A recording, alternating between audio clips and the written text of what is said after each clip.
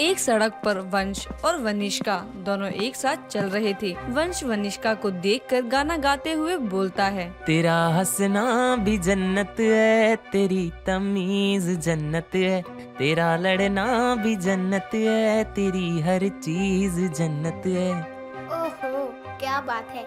आज तो मुझे देखकर गाना गाया जा रहा है। हाँ, क्योंकि तुम्हें देखकर ही तो मुझे सुकून मिलता है। तुम ही मेरा सब कुछ हो। इस तरह वो दोनों आपस में बात ही कर रहे थे कि तभी पीछे से एक रफ्तार में एक कार आती है और उस कार से वनिष्का बस थोड़ी सी ही बच जाती है। ये देख वंश चिल्लाते हुए बोलता है, अरे पागल है क्या? देखकर गाड़ी नहीं चला सकता? अंधा है क्या? इस तरह अब वो गाड़ी आगे जाके रुक जाती है और उस गाड़ी में से एक बेहद ही सुंदर लड़की निकलती है जिसका नाम नैना था। वो नैना मटकते हुए वंश के पास जाती है और उससे बोलती है, यू ब्लडी, क्या कहा तुमने? यही कहा कि अंधी हो क्या? दिखता नहीं है? हाउ डेयर यू, तुम्हारी हिम्मत कैसे हुई मुझे इस तरह से बोलने की? तुम्हें पता भी है मैं कौन हूँ? देखने में तो किसी अमीर बाप की निहायती बदतमीज और बिगड़ैल औलाद लग रही हो, जो जानवरों की तरह इस रोड पर गाड़ी चला रही हो। और कुछ बताऊं तुम्हारे बारे में? तेरी इतनी हिम्मत कि तुम मुझसे इस तरह बात करे? इस तरह वो अमीर नैना वंश को थप्पड़ मारने जाती है कि तभी वनिष्का उसका हाथ पकड़कर उसका हाथ मोड़ते हुए कहती है, अरे ओ मैडम, एक रैप्टे में मैं तेरी थुयड़ी लाल कर दूंगी। तू जानती नहीं है मुझे, मेरा नाम वंशिका है, वंशिका। यहाँ पूरे मोहल्ले में मेरी चलती है। अगर तूने मेरे वंश को हाथ भी लगाया ना तो तेरा वो हाल करूंगी कि तू यहाँ आई तो 2 पैरों से है लेकिन जाएगी व्हील चेयर पर, समझी? देख लूंगी मैं तुम दोनों को। हाँ, चल देख लियो। इतना कहकर अब वो अमीर नैना चली जाती है और अब वो दोनों अपने ऑफिस चले जाते हैं। वो अमीर नैना भी अपने ऑफिस जाती है। तब उसका भाई साहिल उसको बोलता है, क्या हुआ? बड़े गुस्से में लग रही हो, कुछ हुआ है क्या? साहिल की बात सुनकर वो उसको सारी बात बता देती है और ये सुनने के बाद साहिल उससे कहता है, नैना, ये तुम्हारा लंदन नहीं इंडिया है और मैंने पापा को बड़ी मुश्किल से मनाया है तुम्हें यहाँ लाने के लिए। इसलिए जब तक मैं वापस न आ जाऊँ तब तक ऑफिस में कोई सीन क्रिएट मत करना। वैसे भी जहाँ भी जाती हो वहाँ कुछ ना कुछ मुसीबत खड़ी कर देती हो। राज, मैडम को कैबिन दिखाओ। इस तरह अब वो उसको कैबिन में ले जाता है। लेकिन सोचने की बात तो ये थी कि जिस कंपनी में नैना आई थी उस कंपनी में वंश और वनिष्का भी काम करते थे। और जब वंश और वनिष्का उसको देखते हैं तो बड़ी हैरान हो जाते हैं और वो सर्वेंट को आवाज लगाते हुए कहते हैं, अरे राज भाई। हाँ भाई। अरे वो जो सर के कैबिन में मैडम गई हैं वो कौन है? अरे भाई, वो हमारे ओनर की बेटी और साहिल सर की बहन है। क्या? भाई मैं चलता हूँ, वो बहुत ज्यादा खड़ूस है। मेरी जॉब मुझे प्यारी है, उसने कॉफी मंगाई है। अगर मैंने उन्हें कॉफी नहीं दी तो मेरे साथ बहुत कुछ हो सकता है। इस तरह अब दोनों चुपचाप बैठ जाते हैं और अपना काम करने के बाद अपने घर चले जाते हैं। ऐसे ही अब दिन गुजर जाते हैं और एक दिन एक रीता नाम की एम्प्लॉय नैना के पास आती है और कहती है, मैडम, ये जयपुर वाले क्लाइंट की फाइल है, आप इस पर साइन कर दीजिए। नैना कुछ बोलती कि तभी उसकी नजर वंश और वनिष्का पर जाती है और वो रीता से कहती है, ये दोनों कौन है और ये यहाँ क्या कर रहे हैं? मैडम, ये वंश सर है और ये वंशिका मैम, ये अकाउंट डिपार्टमेंट संभालती है।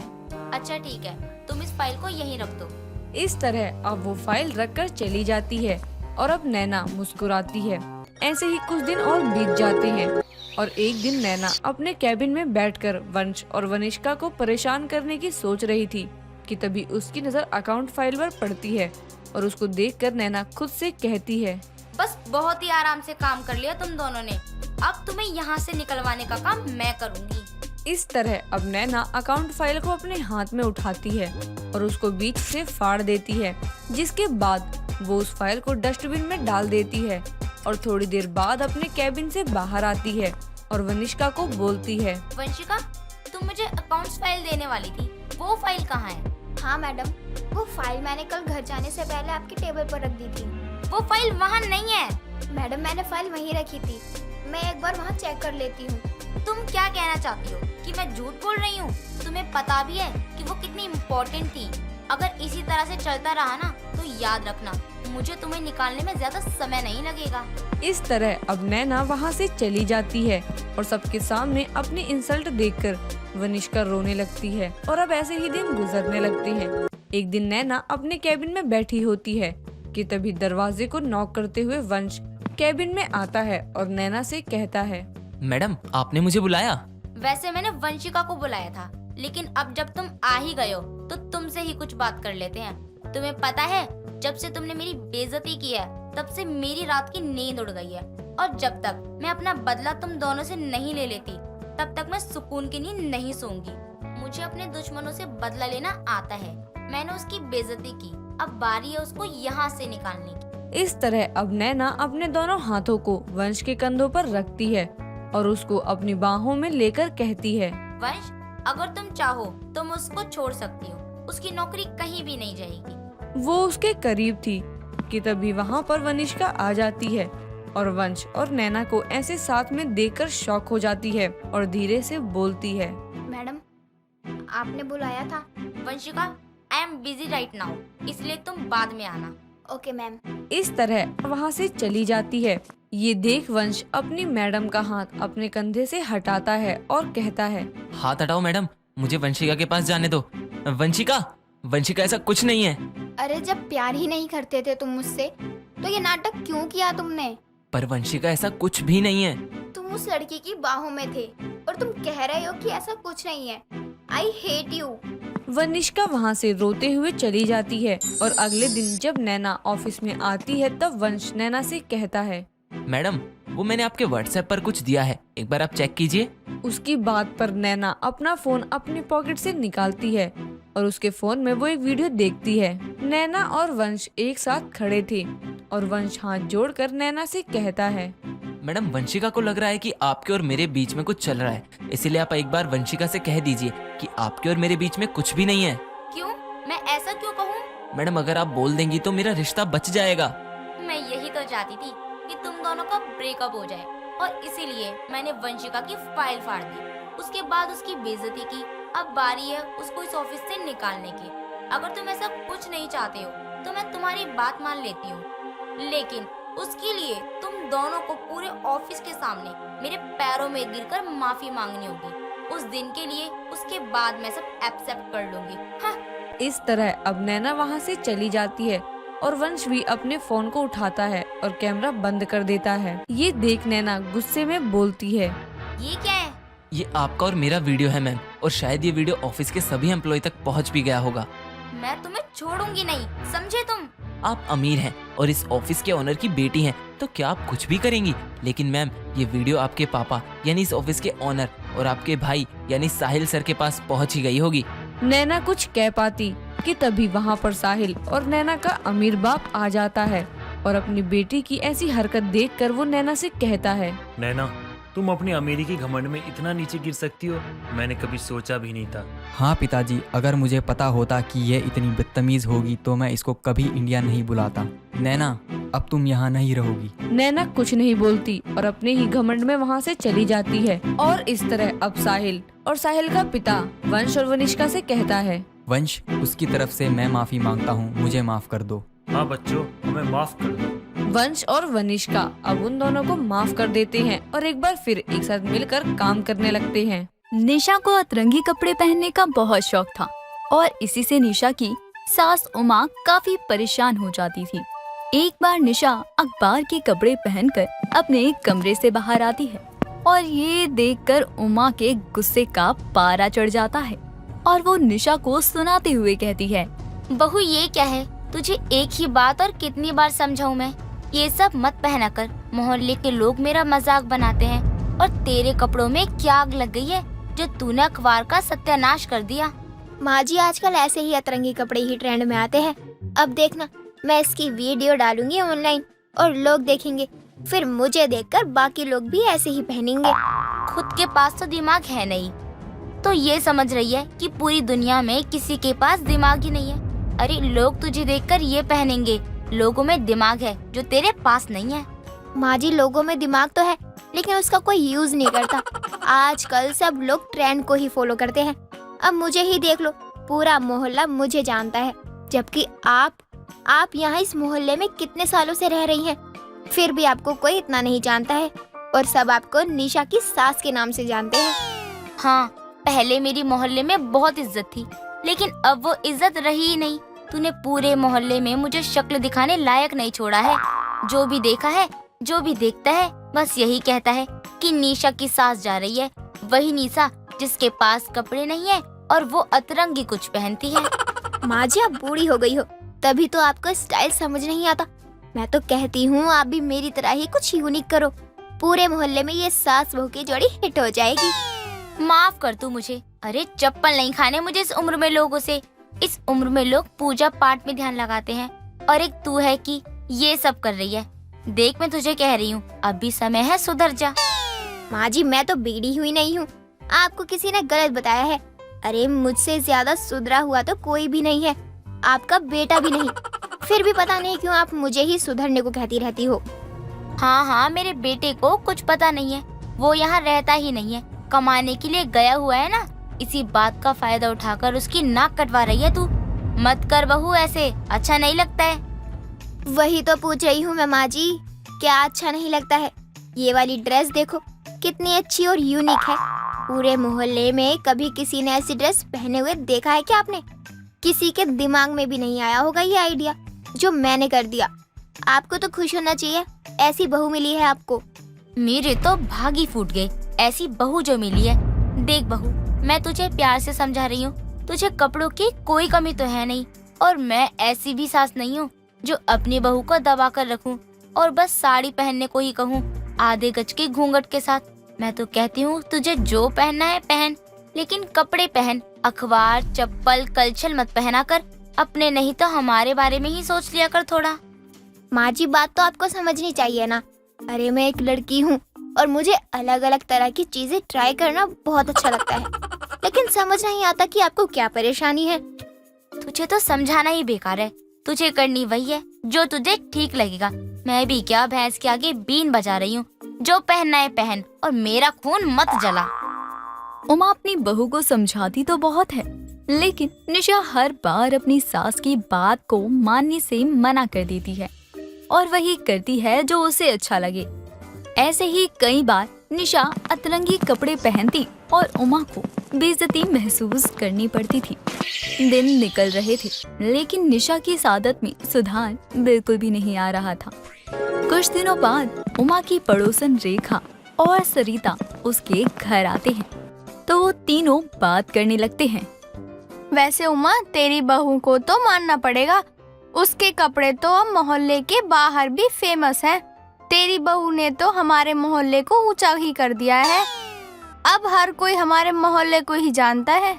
लेकिन मुझे तो बहुत बकवास लगती है उमा की बहू। अरे किसी चीज की हद होती है, कुछ भी लपेट के बाहर चली जाती है। जरा भी शर्म नाम की चीज नहीं है तेरी बहू के अंदर।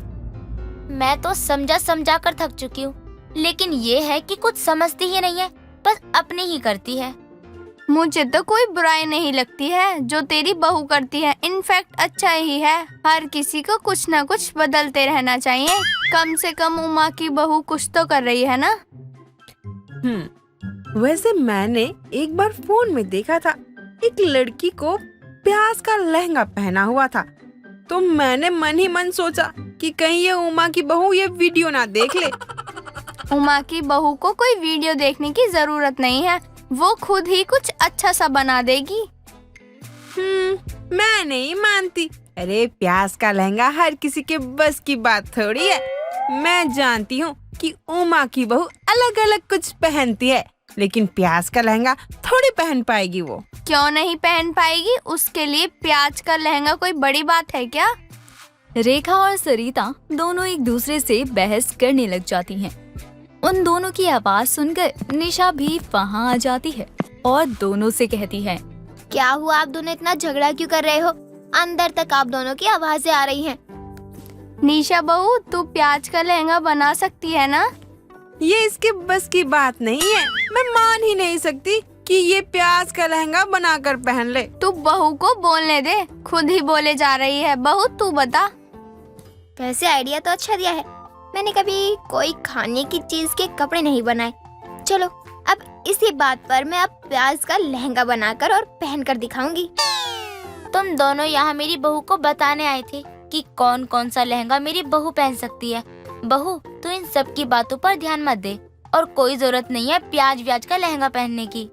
माँ जी, अब तो इज्जत पे बात आ गई है, अब तो मैं प्याज का लहंगा बनाऊंगी। और पहनूंगी भी। बस आप सब देखते रहना। निशा प्यास का लहंगा बनाने में लग जाती है। 2 दिन बाद निशा का प्यास का लहंगा बनकर तैयार हो जाता है और वो पहनकर मोहल्ले में घूमती है। प्यास का लहंगा देखकर सब लोग हैरान हो जाते हैं और रेखा कहती है, देख सरिता, मैं ना कहती थी कि उमा की बहू कुछ भी बना सकती है, किसी भी चीज का बना सकती है। देख कितना अच्छा बनाया है प्याज का लहंगा। वाह बहू, आज तो मान गए तुझे। कुछ लोग निशा का मजाक बनाते हैं तो कुछ लोग निशा की तारीफ भी करते हैं। काफी देर तक निशा प्याज का ही लहंगा पहने रहती है और उसे धीरे धीरे अपने शरीर में खुजली होने लगती है और वो खुजली करते हुए अपने कमरे में जाती है तो खुद से कहती है, यह अचानक से मुझे इतनी खुजली क्यों हो रही है? पहले तो कभी नहीं हुई, फिर ये अचानक से क्यों हो रही है? हे भगवान, ये खुजली तो रुकने का नाम ही नहीं ले रही है। जितनी खुजली कर रही हूँ उतनी ही बढ़ती जा रही है। निशा खुजली कर कर के बहुत परेशान हो गई थी।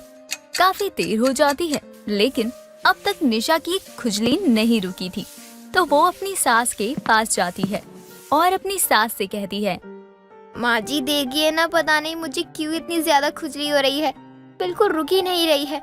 मैं तो तंग आ गई हूँ माँ जी, कुछ करो ना, इस खुजली से छुटकारा दिलाओ ना मुझे। बहू, अब तो ये तेरी खुजली और भी बढ़ती जाएगी। शरीर कपड़े पहनने के लिए होता है, लेकिन तू कपड़े छोड़कर सब कुछ पहनेगी तो यही होगा ना। और आज तो तूने प्याज का लहंगा पहना है, अब आगे पता नहीं क्या क्या होगा। माँ जी कुछ तो बता दो जिससे एक खुजली रुक जाए, उसके बाद मैं कभी भी ऐसा कुछ नहीं पहनूंगी। निशा की बात सुनने के बाद उमा उसे साबुन से नहाने को कहती है और सरसों तेल भी देती है। कुछ देर बाद उमा सरिता और रेखा के पास जाती है। तुम दोनों के आइडिया से तो मेरी बहू सुधर गई। प्याज का लहंगा पहनना और उसके बाद मेरी बात भी मान ली, क्योंकि हमने प्याज में खुजली पाउडर जो मिला दिया था। अब तू चिंता मत कर, जब कभी भी तेरी बहू ऐसा कुछ अतरंगी सोचेगी तो उसको प्याज के लहंगे और खुजली की याद आ जाएगी। उमा की बहू आखिरकार सुधर गई थी, जिसके बाद अब उमा को भी कोई परेशानी नहीं होती। सुलेखा अचानक अपनी बड़ी बहू दामिनी को लाल रंग की साड़ी में देखकर हैरान रह जाती है। जो कल रात लाल साड़ी पसंद भी नहीं करती थी, उसे लाल साड़ी पहने देखकर सुलेखा को कुछ समझ नहीं आ रहा था कि आखिर ऐसा क्या हुआ जो उसकी बहू को लाल साड़ी पसंद आ गई। सुलेखा, मुझे तुझसे एक जरूरी बात करनी है। तुझे सुबह सुबह भी चैन नहीं है ना? और तू इतनी घबराई हुई क्यों है? अरे सुलेखा, क्या बताऊं, देर रात मैंने तेरे घर में एक चुड़ैल देखी। उसकी पायल की छन छन, उसकी हंसी, और तो और मैंने उसे तेरे घर की छत पर भी देखा। अरे विमला, जरूर तूने मेरी बहू को देख लिया होगा। वही रात में लाल साड़ी पहने घूमती रहती है। इसमें तेरी कोई गलती नहीं है। मैंने भी उसे कितनी बार चुड़ैल समझ लिया जब से वो लाल साड़ी पहनने लगी है। सुलेखा, तू सच कह रही है ना? वो तेरी बहू ही थी, या मेरा मन बहलाने के लिए तू ये सब बोल रही है? अरे नहीं नहीं, ये ले तू खुद ही देख ले। ऐसा ही नजारा तूने रात में देखा था ना। हे राम, इसे अचानक क्या हुआ? कल तक तो ये लाल साड़ी देख ऐसे पगला जाती थी जैसे गली नुक्कड़ पर खड़े सांड पगलाते हैं। ये तो मुझे भी नहीं पता कि अचानक इस पर कौन सी देवी आ गई। दरअसल विमला देर रात जिसे सुलेखा की छत की चुड़ैल समझ रही थी, वो असली में सुलेखा की खुद की बहू थी, जिसे लाल साड़ी में देखकर उसकी सास पड़ोसन को भी हैरानी हो रही थी कि आखिर दामिनी ने लाल साड़ी पहन कैसे ली, जबकि उसे तो लाल रंग पसंद भी नहीं था। बहू, सच सच बता, तुझे अचानक क्या हुआ था जो तू ये लाल साड़ी जो कल तक तू ना पसंद करती आई, वो आज तेरे लिए जान से प्यारी कैसे हो गई, जो कई दिनों से इसे पहन के घूम रही है तू? अरे नहीं नहीं माँ जी, जब मैंने ये लाल साड़ी पहनी तो मुझे बहुत तारीफ सुनने को मिली, और आपको तो पता है, और उनका इतने ही दिनों में प्रमोशन भी हो गया, तो मेरे लिए है ना बहुत लकी ये। फिर तो ये जो मैंने काले कपड़े पहने हैं, इसमें भी अगर मैं निपट गई तो क्या कोई फिर काले कपड़े नहीं पहनेगा? देखो माँ जी, सबकी अपनी अपनी सोच है, मुझे तो यही सही लगा, इसलिए मैंने बता दिया। अब उस दिन के बाद से दामिनी हर रोज लाल साड़ी पहनने लगी थी। जिसके बाद तो सुलेखा अपनी बहू को लाल साड़ी वाली बहू कहकर बुलाया करती। साथ ही मोहल्ले वाले भी दामिनी को लाल साड़ी वाली के नाम से जानने लगे थे। एक रोज देर शाम सुलेखा अपनी बहू के साथ मार्केट जा रही थी। बहू तू सच में हर रोज कुछ अच्छा होने की उम्मीद में इस लाल साड़ी को पहन लेती है। किसी दिन अगर गलत हुआ ना, तब जाकर तेरी अकल ठिकाने आएगी। माँ जी, आपको पता है मुझे ये लाल साड़ी पहने हुए 10 दिन से ऊपर हो गए हैं और इस बीच मेरे साथ कुछ बुरा ही नहीं हो रहा है। फिर तो ये अच्छी बात है, अगर लाल साड़ी पहनने से तेरे साथ कुछ अच्छा हो रहा है तो। दोनों सास बहू मार्केट पहुंचकर सब्जियां ले रही होती हैं। तभी अचानक से एक सब्जी वाली पीछे से आकर दामिनी का हाथ पकड़ लेती है। कहाँ है मेरी सब्जियाँ? बोल चोर कहीं की, तुझे क्या लगा तू शांता की नजरों से बच जाएगी? अरे मेरी आंखें तो इतनी तेज है कि तुझे तेरे घर से भी ढूंढ निकालूं। अरे ये क्या बदतमीजी है? आपने मेरा हाथ क्यों पकड़ा हुआ है और कौन सी चोरी की बात कर रही हैं आप? बड़ी आई सती सावित्री, अभी ही मैंने तुझे भीड़ में थैले में सब्जी भरते हुए देखा है। तभी उस दीदी ने बताया मुझे, देखो वो लाल साड़ी वाली आपका सब्जी लेकर भाग रही है। अरे मैंने इतने अच्छे कपड़े पहने हुए हैं, शक्ल से कि मैं आपको चोर लगती हूँ? अच्छा तो अब समझी, ये सब तो बहू की साड़ी का कमाल है। मैं तो यहाँ से निकलती हूँ, इससे पहले बहू मुझे ढूंढे और मैं भी चोर की सास कहलाऊं। अरे चल चल, समय बर्बाद मत कर, जल्दी से पैसा निकाल, सब्जी बेचने का समय हो रहा है, चोर कहीं की। अरे जब मैंने आपकी सब्जियां चुराई ही नहीं हैं, तो आप मुझे चोर कैसे बना सकती हो? लेकिन मुझे आप जैसों के मुंह लगने का कोई शौक नहीं है। पकड़ो अपने पैसे। चोरनी कहीं की, बिना मतलब समय खोटी कर दी। बड़ी आई अच्छे घेर की, लालच में अच्छो की अमीरी धरी की धरी रह जाती है। इधर दामिनी अपनी सास को ढूंढ रही होती है, लेकिन सुलेखा तो घर पहुंचती है। अब पीछे से काफी समय बाद दामिनी का घर आना होता है। माँ जी, आप मुझे छोड़कर क्यों आई और आप यहाँ आराम से बैठकर टीवी देख रही हो?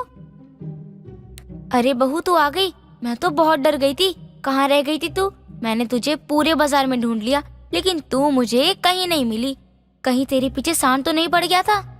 नहीं माँ जी, मेरे साथ इस लाल साड़ी की वजह से उससे भी बड़ा कांड हुआ है। एक सब्जी वाली ने मुझे चोर ही बना दिया, क्योंकि किसी लाल साड़ी वाली उसकी सब्जी चुरा ले गई थी। उसे लगा मैंने ही उसकी सब्जियां चुराई हैं। लेकिन बहू तू तो कह रही थी कि तेरी ये लाल साड़ी बहुत लकी है, इसे पहनने से तेरे साथ कुछ बुरा नहीं होता है। माँ जी, कभी कभी हो जाता होगा। जब कुछ अच्छा होता है तो थोड़ा बहुत बुरा हो ही जाता है। सुलेखा अपनी बहू की उस लाल साड़ी से परेशान थी, क्योंकि वो हर दिन लाल साड़ी पहनने लगी थी, जिससे हर कोई दामिनी को टोकता भी था, लेकिन दामिनी को उससे कोई फर्क नहीं पड़ता। अरे बहू, ओ बहू, एक गिलास पानी तो दे दे। बहू क्या बात है, आज एक और नई साड़ी, वो भी लाल। मुझे तो अब तुझे देखकर ऐसा लगता है जैसे आने वाले समय में मेरे घर को लोग माता की चौकी समझकर फूल माला चढ़ा कर जाया करेंगे। माँ जी, आपको जितना भी सुनाना है सुना लो, जी भर के ताने दे दो, लेकिन मैं ये लाल साड़ी पहनना नहीं छोड़ने वाली हूँ। मुझे तो अपने घर का समझ नहीं आता। एक बहू है, उसके माथे पर ना तो सिंदूर रहता है ना बिंदी, और कपड़े तो उसके ऐसे अभागे वाले होते हैं कि देखने वालों की नियत मर जाए। और दूसरी ये है कि इन पर से लाल साड़ी का भूत ही नहीं जा रहा है। इस साड़ी के चक्कर में बाजार में चोरनी तक बन चुकी हूँ। किसी दिन इससे भी बड़ा कांड होगा इसकी इस साड़ी के चक्कर में। इतना बोलकर सुलेखा अपने कमरे में आराम करने चली जाती है और दामिनी भी अपने कामों में लगी होती है। तभी सुलेखा के घर पुलिस आती है। पुलिस जी, कहिए क्या बात है? घबराइए नहीं, मैं तो बस आपसे ये पूछने आया हूँ, अभी कुछ समय पहले आपने लाल साड़ी में किसी को देखा यहाँ आते जाते? लाल साड़ी क्यों इंस्पेक्टर साहब, क्या बात हो गई? आप बताएं, आपने किसी को लाल साड़ी में देखा है? देखिए माताजी, बहुत ही संगीन मामला है। ये रहा वो, पकड़ो इसे। रुक, भागता कहाँ है? देखिए इंस्पेक्टर साहब, आपको कोई गलतफहमी हुई होगी। वो लाल साड़ी में मेरी बहू है। पुलिस उस लाल साड़ी वाली को देखकर जैसे ही पीछे जाती है वैसे ही सुलेखा डर जाती है। लेकिन असल में जिसे पुलिस ढूंढ रही थी वो एक चोर था जो फरार हो गया था और वो कुछ ही समय पहले लाल साड़ी पहने एक दुकान से निकला था।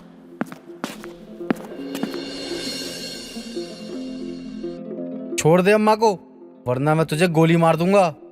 हे प्रभु, ये सब मेरी बहू की वजह से हुआ है। उसकी लाल साड़ी की वजह से मेरी जान बनाई है। कोई तो मुझे बचाओ। ये क्या सीन बना रखा है माँ जी ने? लगता है माँ जी मेरे कारण किसी आदमी को लाल साड़ी पहना कर लाई हैं। लेकिन ये पुलिस कुछ समझ नहीं आ रहा। इतना सोचकर दामिनी पास पड़ा फूलदान उस चोर के सर पर मार देती है। अच्छा किया बहन जी, इसे मैं कब से पकड़ने की कोशिश कर रहा हूँ, लेकिन ये है कि हाथ ही नहीं आ रहा है। बहू, तूने मेरी जान बचा ली।